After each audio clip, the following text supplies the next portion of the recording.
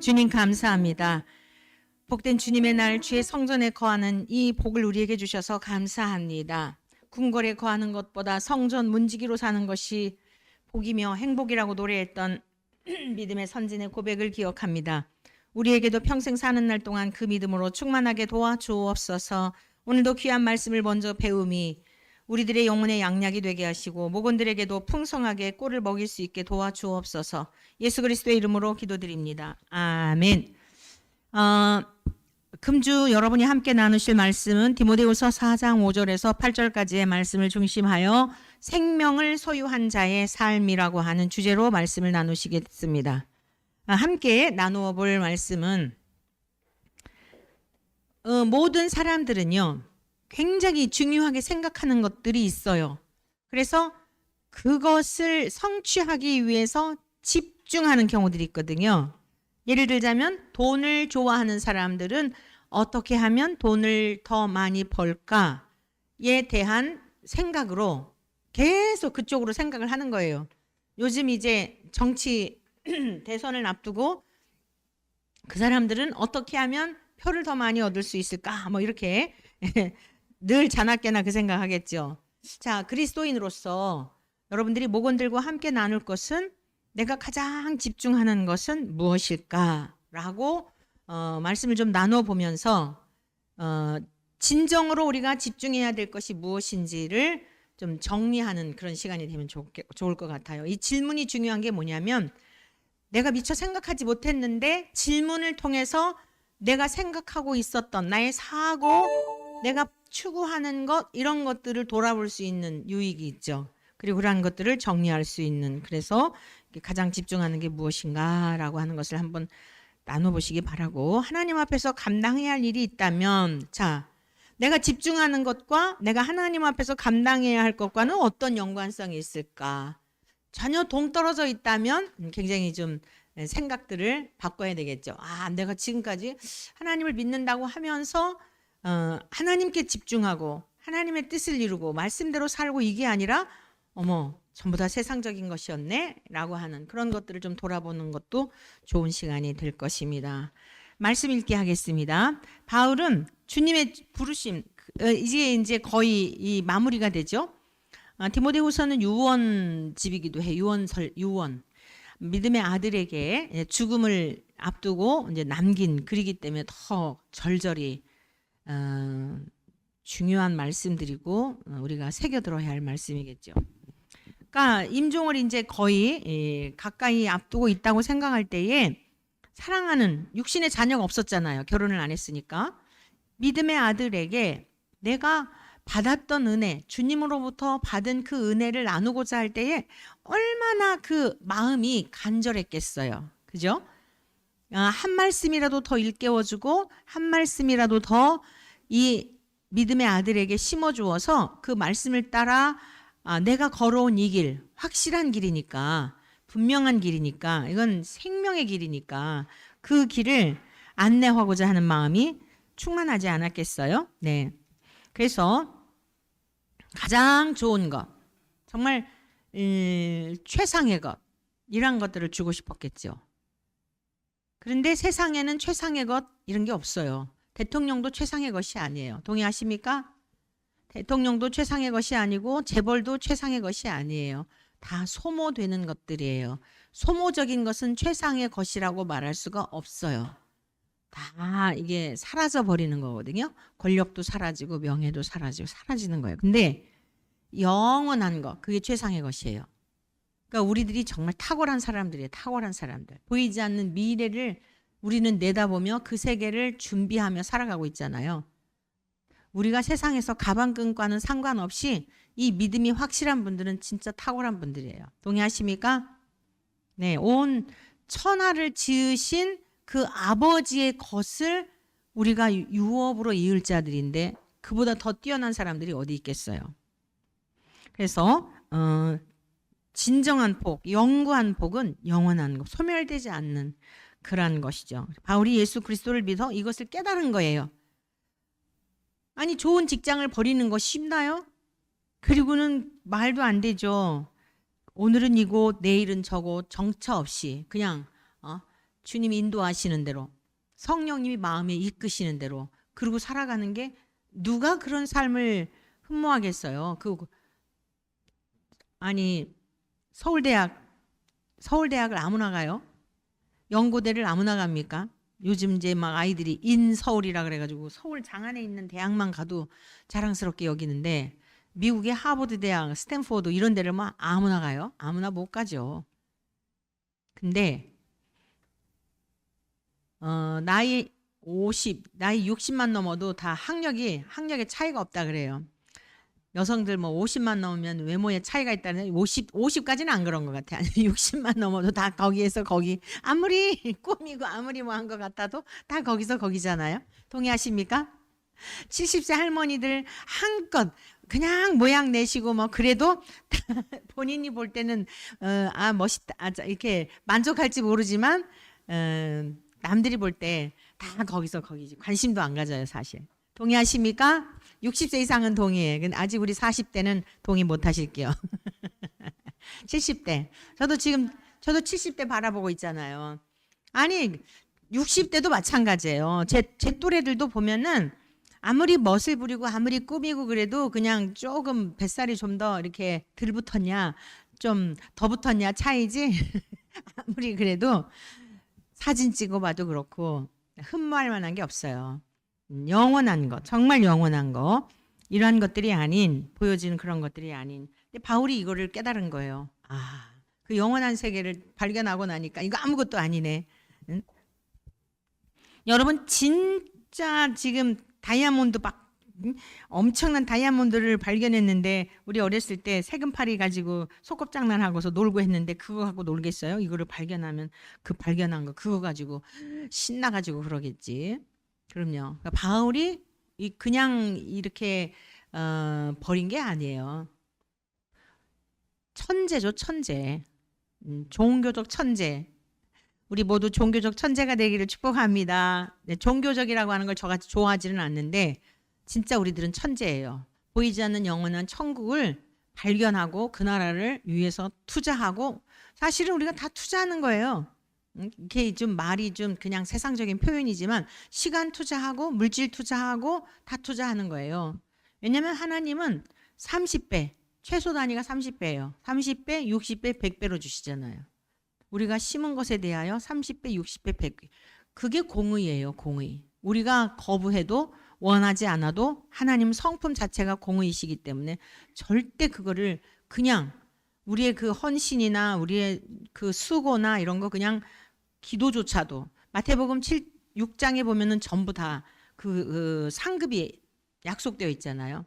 사람에게 보이려고 너의 의를 행하지 않도록 주의하라. 그래야 하지 아니하면 그들은 자기 상을 이미 다 받았느니라. 그러니까 의를 행하는 것도 다 상이 있어요. 여러분 우리가 막 의협심으로 막 그러는 것 같지만 이 또한 성령님이 강권해 주셔야지 그 의로운 일에도 참여하고 의로운 일에도 용기를 갖는 것이지 이게 제가 경험상 그래요.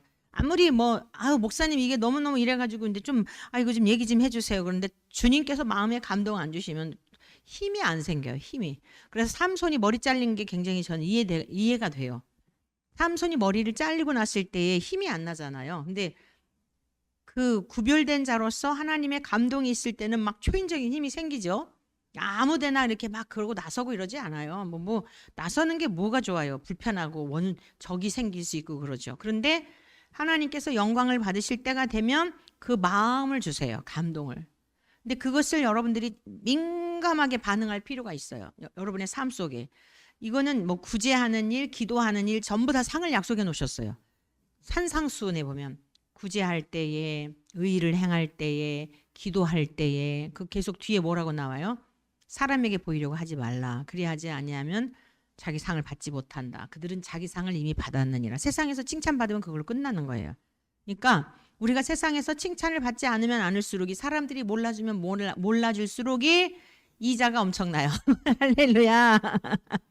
이자가 엄청나요. 그러니까 세상에서 참 그때뿐이에요. 사람들의 칭찬은 그때뿐이에요.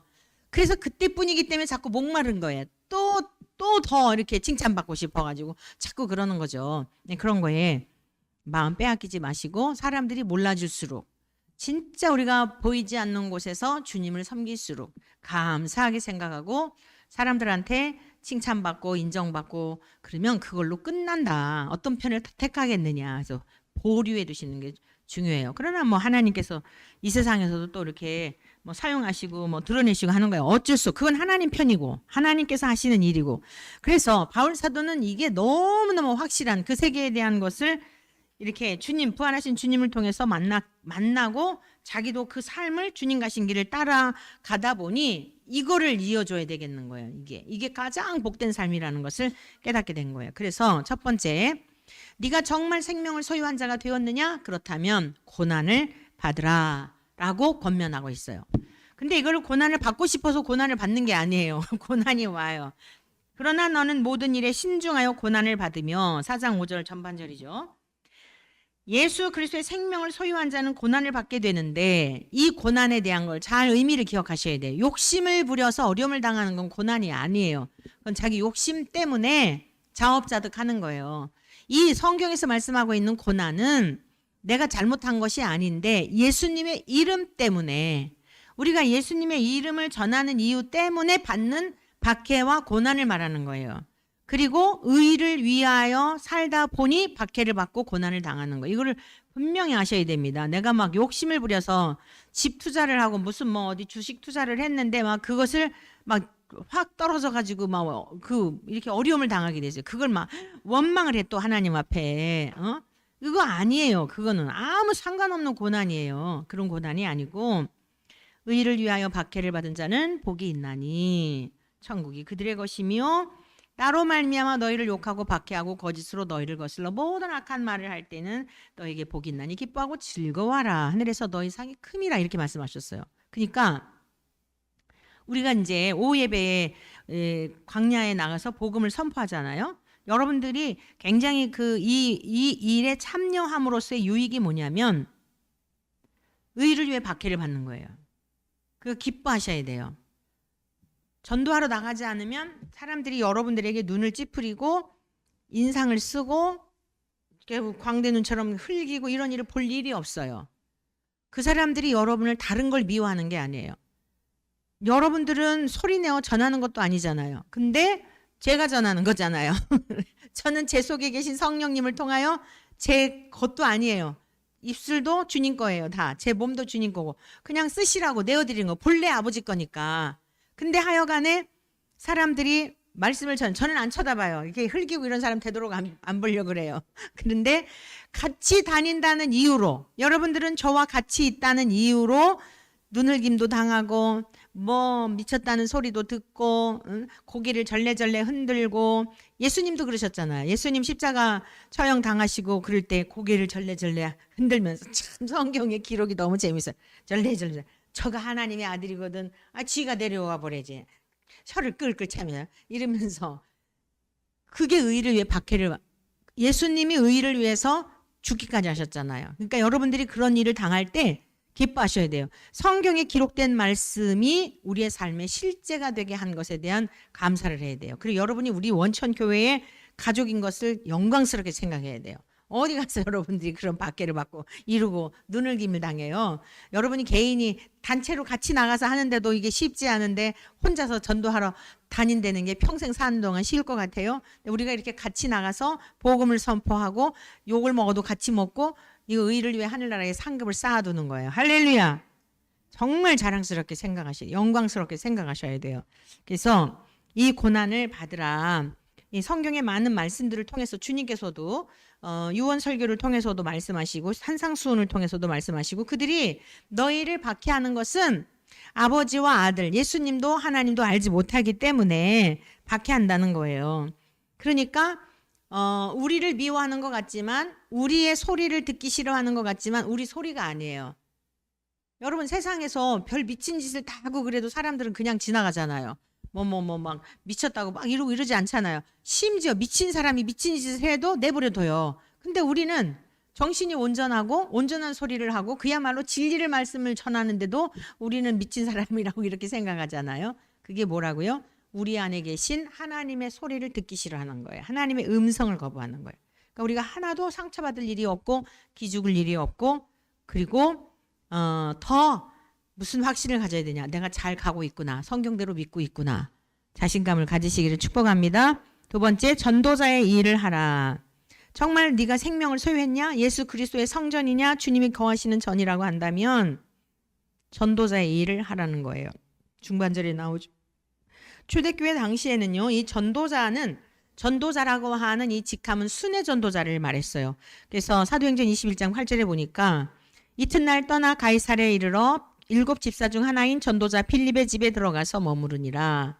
네, 빌립 집사가 이곳과 저곳을 다니며 복음을 전하죠. 이게 전도자의 그 호칭이에요. 그리고 사마리아 성에 가가지고 대부흥을 일으켰는데 광야로 보내죠.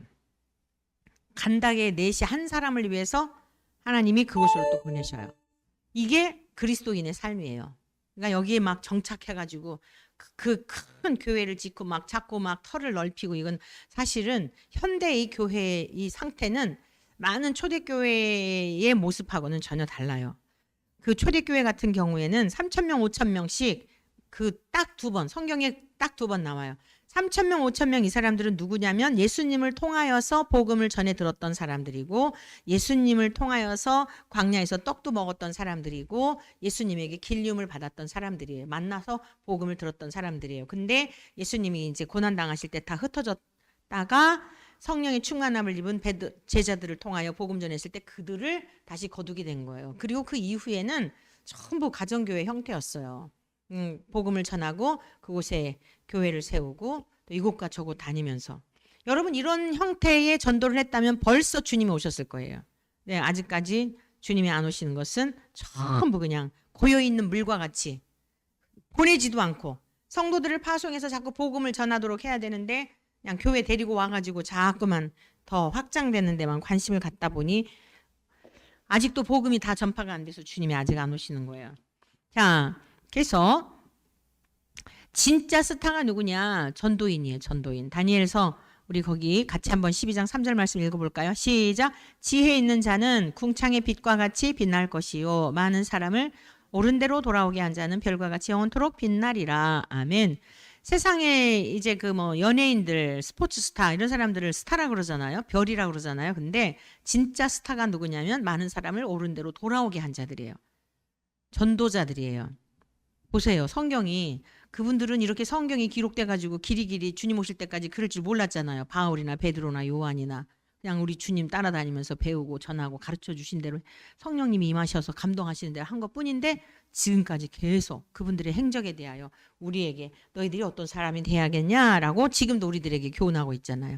이게 오늘 끝나는 게 아니에요. 이제 영원한 하나님의 나라에 가면 그분들에게 주시는 상급 우리가 보게 될 거예요. 근데 우리가 구경꾼이 되지 말고 우리도 영원토록 하늘에서 하나님이 준비하신 그 상급을 누리는 복 있는 자들이 되시기를 축복합니다. 세 번째, 직무를 다하라. 직무. 이 직무라고 하는 디아코니아라고 하는 헬라어는요, 봉사의 직분을 의미하는 거예요.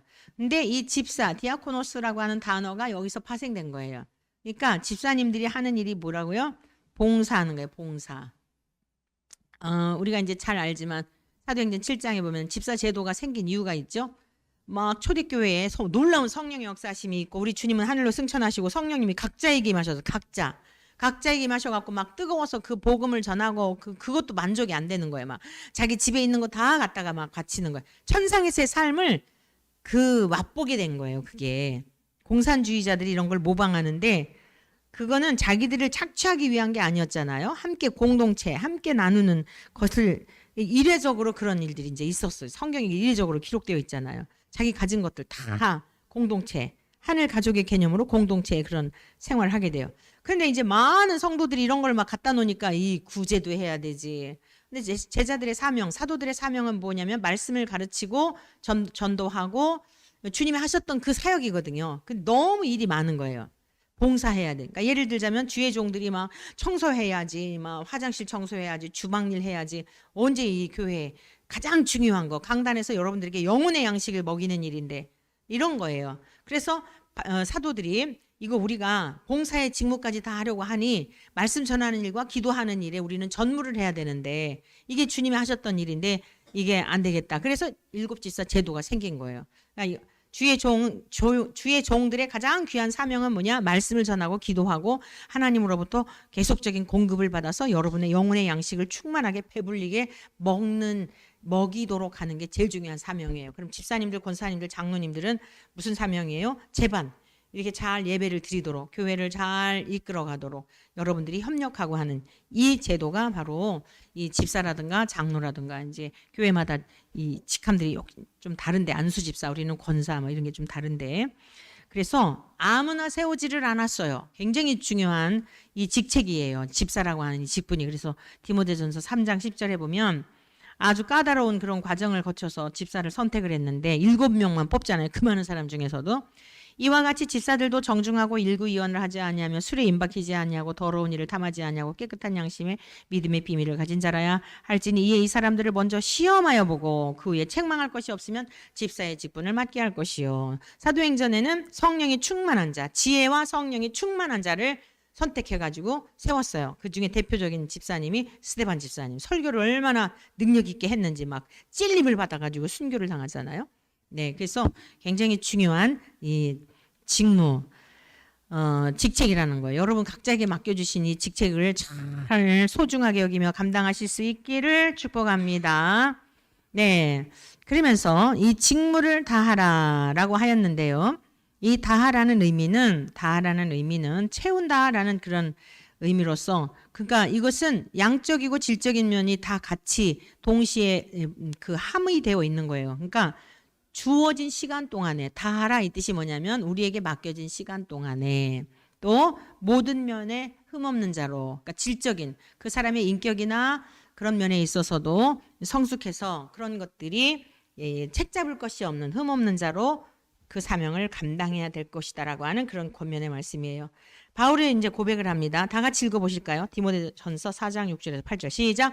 전제와 같이 내가 벌써 부어지고 나의 떠날 시각이 가까웠도다. 나는 선한 싸움을 싸우고 나의 달려갈 길을 마치고 믿음을 지켰으니 이제 후로는 나를 위하여 의의 면류관이 예비되었으므로 주 곧 의로우신 재판장이 그날에 내게 주실 것이며 내게만 아니라 주의 나타나심을 사모하는 모든 자에게도니라. 그렇죠? 바울에게만이 아니라는 거예요. 이 성경을 기록한 이유가 바로 그거예요. 오늘 저와 여러분들에게도 그 기회를 주시는 거예요. 바울에게만, 디모데에게만이 아니라 주의 사모하심을 나타나는 모든 자에게도니라. 참으로 장렬하고 담대한 고백이지요. 생명을 소유한 자의 삶은 이렇게 세상에서 그 어떤 것과 바꿀 수 없는 그런 영광스러운 삶을 바울은 살았고, 우리도 디모데만이 아니라 우리도 그 자리로 초청하고 있는 것입니다. 생명을 소유한 자로서의 이 능력 있는 삶을 살아내시기를 축복합니다. 결단하기, 복음을 부끄러워하지 않고 복음과 함께 고난받는 것을 기쁨으로 여기도록, 예수 그리스도의 생명을 소유하였으니 생명을 낳는 일, 영혼을 구원하는 일에 전심을 다하도록 함께 결단하면 좋겠습니다. 마침